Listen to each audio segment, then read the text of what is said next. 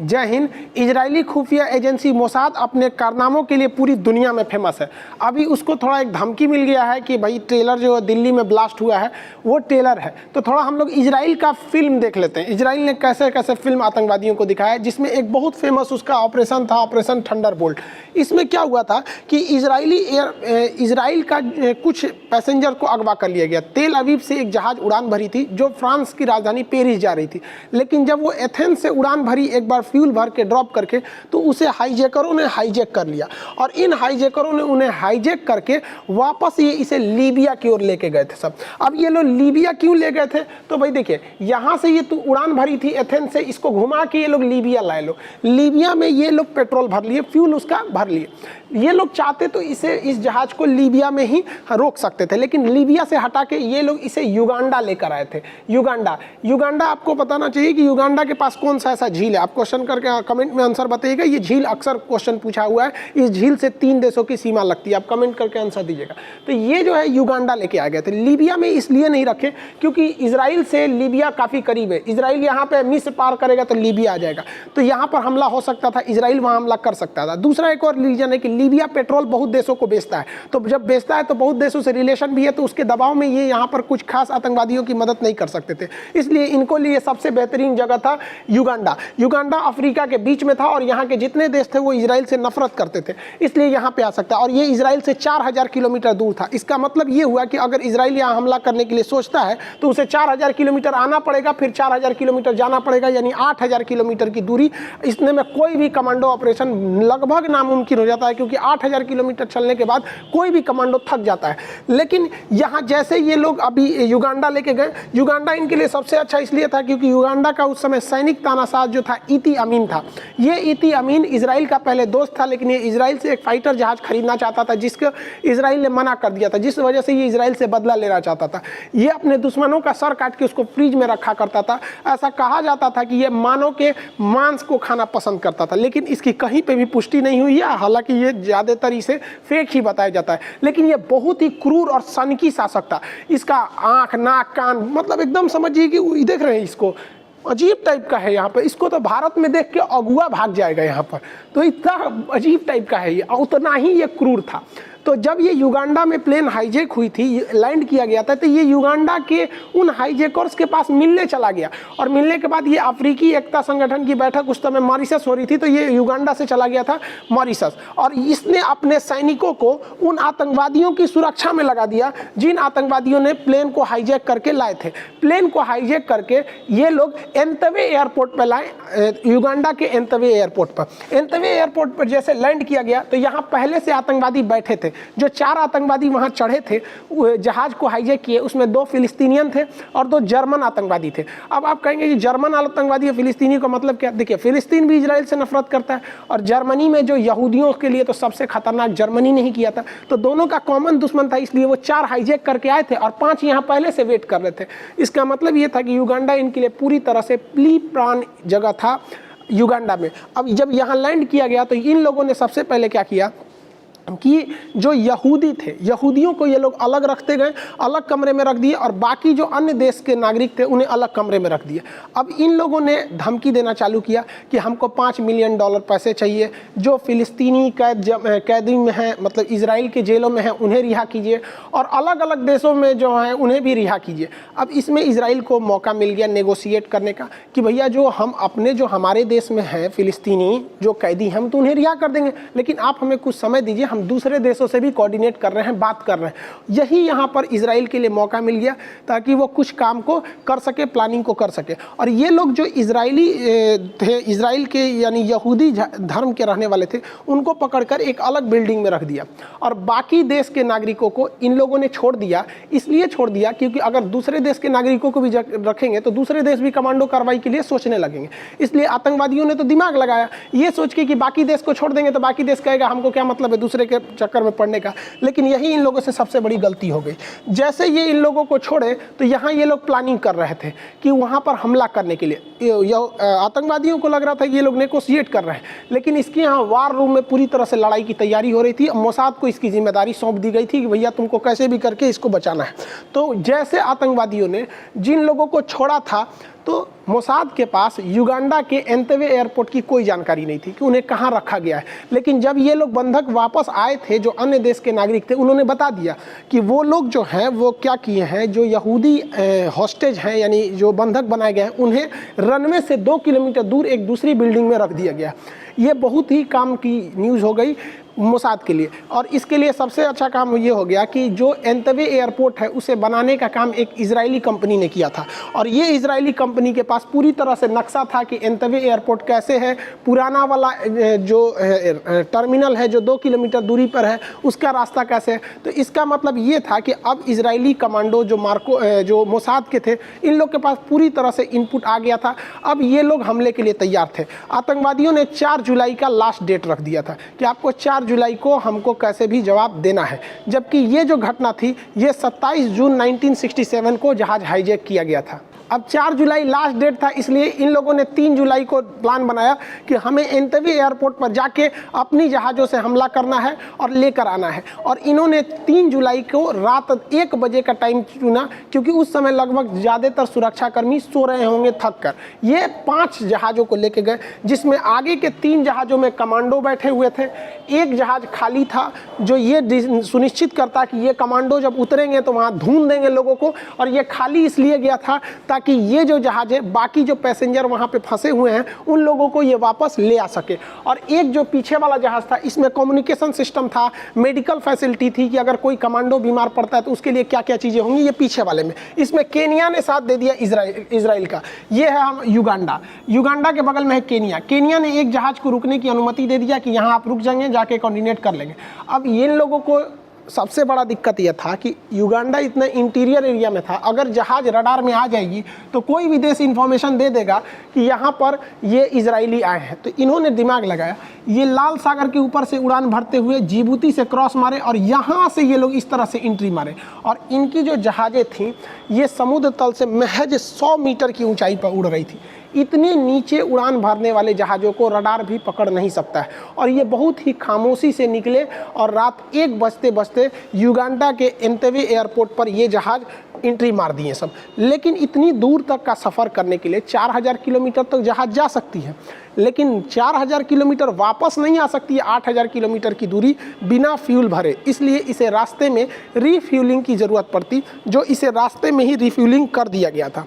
रास्ते में जब ये रीफ्यूलिंग कर दिया गया, उसके बाद जब ये युगांडा एयरपोर्ट पर उतरे तो इन्हें इस बात का डर था कि कहीं युगांडा के एंतेवे एयरपोर्ट की रनवे की लाइट्स तो बंद नहीं है, क्योंकि अगर लाइट बंद रहेगी तो रात में लैंडिंग नहीं कर सकते हैं। लेकिन इन्हें ट्रेनिंग इस तरह से देके भेजा गया था कि ये रात में लैंडिंग करा सकते हैं, वो मिलिट्री एयरक्राफ्ट था।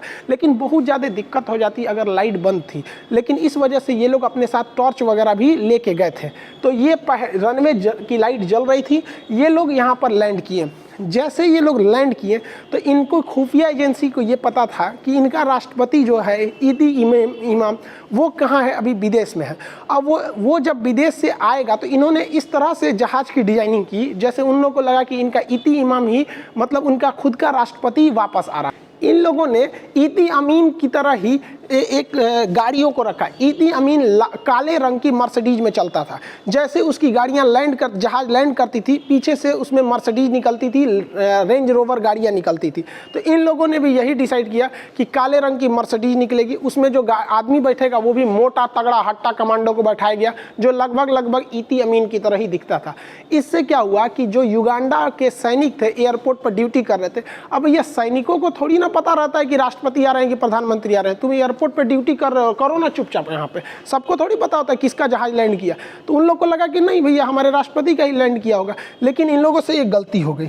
लैंड रोवर जो गाड़ियाँ थी इसमें तो कमांडो भरे थे, लेकिन जो ब्लैक कलर की मर्सिडीज थी ये जो ईदी अमीन यूज करता था, कुछ ही महीने पहले ईदी अमीन ने ब्लैक कलर से चेंज करके वाइट कलर की मर्सिडीज ले लिया था। अब इससे एक कमांडो को शक हो गया जो वहाँ पर एयरपोर्ट पे ड्यूटी कर रहा था, उसने लगा इस पर गोली चलाने के लिए। तो ये लोग भी भाई साहब तैयार बैठे थे, इनके पिस्टल्स में साइलेंसर लगे थे जो आवाज़ नहीं करते थे। 3 गोली मारा, भेजा में उड़ गया, वहाँ पर सन्नाटा हो गया। और ये लोग क्या किए, लैंड जैसे ये सब मार धाड़ चालू हुआ तो वहाँ पर सबसे पहले एयरपोर्ट जो था उसकी लाइट्स बंद कर दी गई। तो एक जहाज़ तो लैंड कर गया था, लाइट जैसे बंद कर दी गई तो इसमें से कमांडो निकले, कुछ कमांडो अपनी पोजीशन ले लिए और कुछ कमांडो जो थे, रनवे की लाइट्स जो बंद हो गई थी तो इसको चालू कैसे किया जाए, तो चालू कैसे करेंगे, तो ये लोग अपने लिए बहुत हाई पावर का टॉर्च लेके गए थे जो रनवे के साइड में जला दिए, जिससे कि बाकी के जो जहाज़ थे 3 जहाज़ वो भी लैंड कर गए। अब जब ये जहाज़ लैंड किए तो इसमें इतने ज़्यादा कमांडो निकले सब, और हर कमांडो को प्री प्लान तरीके से पता था क्योंकि उन्हें रनवे की, एयरपोर्ट की हर चीज़ की डिजाइनिंग पहले पता थी क्योंकि इस रनवे को इजरायली कंपनी ने ही बनाया था। अब इसके बाद जो वहाँ पे युगांडा के सैनिक ड्यूटी कर रहे थे, इन लोग के ऊपर ये जो सैनिक थे, जो कमांडो आए थे इजराइल के, मौत बन के टूटे। इनका सबसे ज़्यादा काम किया इनका स्नाइपर वैसे सैनिक होते हैं जो वार एरिया से थोड़ा पीछे छुप जाते हैं, इनको कोई नहीं देखता है, ये किसी भी हलचल पे गोली चलाने लगते हैं। तो स्नाइपर्स ने जहाँ जहाँ उनके कमांडो थे, युगांडा के सैनिक थे, सबको मारना चालू कर दिया। अब इन लोग के लिए सबसे बड़ा दिक्कत था कि रनवे पे जहाँ गाड़ी रुकी थी वहाँ से 2 किलोमीटर दूर का एरिया था जहाँ पर उन हॉस्टेजों को रखा गया था। अब यहाँ देखिए, यहाँ रनवे पे गाड़ी इनकी जहाज़ रुकी हुई है और इस बिल्डिंग में यहाँ पर था, तो इन लोग को यहाँ से कमांडो को भाग के आना था, यहाँ से इन लोग को निकालना था जो यहूदी हॉस्टेजेस को रखा गया था। अब ये लोग जैसे ही टर्मिनल में एंट्री किए, अंधाधुंध गोली मारते एंट्री किए। रात 2 बजे जो बंधक बनाए गए थे वो खुद ही डर गए लोग, ये एंट्री किए, युगांडा के सैनिकों को मार धार के मौत के नींद सुला दिया यहाँ पर। और ये लोग हिब्रू भाषा में बोल रहे थे कि हम इजराइल के सैनिक हैं, ज़मीन पर लेट जाओ, हम इजराइल के सैनिक हैं, ज़मीन पर लेट जाओ, हम तुम्हें बचाने आए हैं। हिब्रू भाषा यहूदियों की एक भाषा है जो उनकी अपनी भाषा है, इजराइल की भाषा है। तो हिब्रू भाषा में जब ये लोगों ने सुना तो जो भी थे उन लोग को बहुत तसल्ली मिली कि हमारी कमांडो यहाँ पहुँच गए हैं। और वो लोग क्या किए, सारे बंधकों को बचा लिए। और इन बंधकों को बचाने के बाद इनमें कुछ बंधकों को गोली भी लग गई, क्रॉस फायरिंग में कुछ लोग ज़मीन पर नहीं बैठे, इधर उधर भागने लगे तो 1-2 को गोली भी लग गई थी, लेकिन सारे के सारे वहाँ पे सैनिक मार दिए गए थे। अब एयरपोर्ट पर कब्जा था तो इजराइल का, इजराइल ने जैसे जल्दी जल्दी वहाँ के कमांडोज जो थे वो इन सैनिकों को भरने लगे। तब तक उनकी नज़र वहीं पर पड़े MiG-21 जहाज़ों पर पड़ी। ये MiG-21 जो जहाज़ थे ये बहुत ज़्यादा संख्या में वहाँ पे थे, वहाँ लगभग 11 MiG-21 जहाज़ थे। जो ये MiG-21 जहाज़ इन इजरायली कमांडो के लिए यमदूत साबित होते, क्योंकि अगर ये कमांडो ऑपरेशन ख़त्म करके वापस जाते तो इनके पास हरकुलियस जहाज़ था जो ट्रांसपोर्ट जहाज़ था, बहुत तेज नहीं भाग सकता था। पीछे से जब युगांडा की एयरफोर्स आती तो वो इन्हें रास्ते में मार के ख़त्म कर सकती थी, इनके ऑपरेशन का कोई मतलब ही नहीं बनता। इसलिए ये लोग हैंड ग्रेनेड और ब्लास्ट से बम लगाकर इस पूरे के पूरे यहाँ पर MiG-21 जहाज़ों के पूरे स्क्वाड्रन को ही तबाह कर दिया। और इसके बाद ये लोग सारे जितने वहाँ पर बंदी बनाए गए थे उनको वो जो एक्स्ट्रा चौथा जहाज़ था जो खाली लाए थे लोग, उसमें ये लोग भरना चालू किए थे लोग। और सारे हॉस्टेजेस को इन जहाज़ों में भरकर और इनको जल्दी जल्दी मैसेज भेज दिया गया इजराइल में कि हम लोग इन्हें क्या कर रहे हैं, अब जहाज़ों में भर रहे हैं, हम यहाँ से निकलेंगे। इस पूरे ऑपरेशन की ग्राउंड कंट्रोलिंग थी योनातान नेतन्याहू के पास। योनातान नेतन्याहू पूरे मिशन को वहाँ ग्राउंड पर कंट्रोल कर रहे थे। वो सारे हॉस्टेजेस को, सारे जितने बंधक थे उनको जल्दी जल्दी जहाज़ में बैठाएं, अपने एक एक सिपाही को, अपने एक एक अफसर को जहाज़ में बैठाएं। और सबसे लास्ट में योनातान नेतन्याहू गए, लेकिन योनातान नेतन्याहू को लास्ट जाते जाते उन पे एक गोली लग गई थी, जिस गोली लगने की वजह से योनातान नेतन्याहू की मौत रास्ते में ही हो गई। ये लोग सुरक्षित निकल चुके थे, लेकिन इस पूरे ऑपरेशन का जो फील्ड इंचार्ज था वो सबसे लास्ट में गया था, जिस वजह से उसे गोली लग गई और वह रास्ते में शहीद हो गया। योनातान नेतन्याहू मृत्यु हो गई। ये बचपन से ही बहुत ही बहादुर थे। योनातान नेतन्याहू की मृत्यु के बाद उनका भाई जो थे उन्होंने कहा कि मैं भी अपने देश की सेवा करूंगा, और बड़ा होकर यही जो लड़का है योनातान नेतन्याहू का भाई, ये बड़ा होकर बेंजामिन नेतन्याहू बना। और आज ये लोग सोचते हैं इजराइल के जो दुश्मन बने हैं जो बेंजामिन नेतन्याहू छोड़ देगा इन्हें। अरे इसने अपने भाई को गंवाया है, और दिलेरी देखिए पूरे महाद्वीप को पार करके ठोक कर आया वहां पर, उसके देश में घुस कर और मार के लेकर वापस आ गया। जब ये लोग इजराइल पहुंचे तेल अवीव तो इनका बहुत ही गर्मजोशी से स्वागत किया गया। और ये इतिहास गवाह हो गई, इतने बड़े कमांडो कार्रवाई की कोई सोच नहीं सकता था कि दुश्मन के घर में घुस के उसके एयरफोर्स को मार के, एयरपोर्ट पे सिपाहियों को मार के, एयरपोर्ट एक काफ़ी सुरक्षित जगह माना जाता है, और उसको मार के आ गए। इसके बावजूद इजरायली गवर्नमेंट ये चाहती थी कि दुनिया को यह दिखा दिया जाए कि युगांडा के जो सैनिक शासक थे इती अमीन, इन्होंने ही इजराइल का साथ दिया। तो इन्होंने क्या किया, वहाँ के शासक जो थे इती अमीन, इनको फ़ोन किया कि हम आपका बहुत धन्यवाद देते हैं। तो इस तो ओवर कॉन्फिडेंस में था इती अमीन, इसको लगा कि धन्यवाद देते हैं मतलब कि हमसे कोऑर्डिनेशन की उम्मीद कर रहे हैं। तो इन्होंने कहा सुनो, एक काम करो, जो आतंकवादी कर रहे हैं बात मान लो, तुम्हारे पास और कोई रास्ता नहीं है। अरे मौका तोरा पता है, तुम्हारी रहते हुए तुम्हारे एयरफोर्स को धो के चल गया है सब, वो लौट गया है सब, और वहाँ से फ़ोन कर रहा है। इसके जो अफसर थे, जो इनके कमांडर थे, जिनकी ये जिम्मेदारी थी कि आतंकवादियों को सुरक्षा देना है, इजराइल के बंधकों को बंधक बना के रखना है, सब मर चुके थे। और इनके मिलिट्री के जो जनरल ब्रिगेडियर थे, उन्हें डर लग रहा था कि कैसे बताएंगे कि हम लोग के रहते हुए थूर के वो चल गया यहाँ पर। तो इनको लगबे नहीं किया यहाँ पे। बाद में जब खबर पहुँची इती अमीन के पास तो पता चला ससुरा वो तो धो के चल गया है सब। इस पूरे ऑपरेशन में मोसाद की ज़बरदस्त इंटेलिजेंस दुनिया के सामने आई। 20 युगांडा के कमांडो सैनिक वहीं एयरपोर्ट पर मार दिए गए, जो 4 आतंकवादी थे वो भी मार दिए गए। इसमें क्रॉस फायरिंग में 4 बंधक भी मारे गए थे, एक अन्य महिला भी मार दी गई। बाद में 120 लोगों को बचाकर लाया गया तेल अवीव, इजराइल के सबसे बड़े शहर में। लेकिन एक महिला को बाद में उन लोगों ने मार दिया। उस महिला का नाम था बोरा ब्रोच। डोरा ब्रोच जो थी, वो जब बंधक बनाया गया था तो उस समय ये बीमार पड़ गई थी, तो इन्हें एयरपोर्ट से उठाकर हॉस्पिटल में भर्ती कराया गया था, जो मोसाद को पता नहीं था। हमको लगता है कि अगर ये बात मोसाद को पता रहती तो वो एयरपोर्ट के बाद फिर वो हॉस्पिटल गए रहते सर, और वहाँ से मार के ले आए रहते सर वहाँ पर। लेकिन उनको ये पता नहीं थी, ये बात बाद में पता चली। और तब तक ये ससुर आया इती अमीन, तो पता चला कि सब तो मार के लेके चल गए सर। तो ये इस महिला को जितना औकात रहेगा उतने आदमी काम करेगा।